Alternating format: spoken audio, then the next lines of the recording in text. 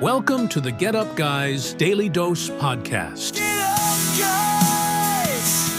Raise your voices to the skies. Get up, guys. In His name we rise.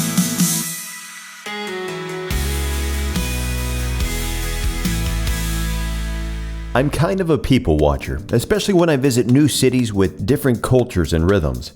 Well, a couple weeks ago in Washington, I saw a character I just had to mentally archive. It was this young African man riding his bike down the sidewalk. But it wasn't just the bike, it was the whole scene. He had an old school jam box on full blast, and the song playing on repeat was, "Move, get out the way, get out the way."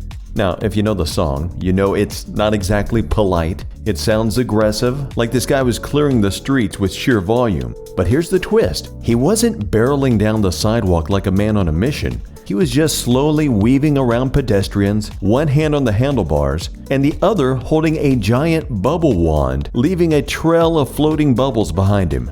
I mean, it was oddly peaceful. Smiles, bubbles, slow speed, but the soundtrack, "Get out the way." It was a contradiction. Not a walking contradiction, a riding contradiction, but you get it. And I couldn't help but think, how often do we do the same thing? We say one thing, but our actions don't match. We preach peace, but carry tension. We claim to follow Jesus, but treat people like they're in our way. We've all been there.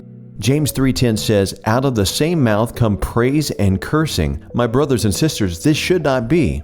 In other words, your message and your movement should match. The gospel is not just something we blast at people, it's something we're called to live out. So as you start your week, ask yourself, what are people hearing from me, and what are they experiencing around me? Because if the soundtrack says one thing and your actions say another, you're sending mixed signals. And whether you're walking, riding, or just doing life, the world is watching. Let's be a people of clarity and consistency, living what we say and loving like we mean it.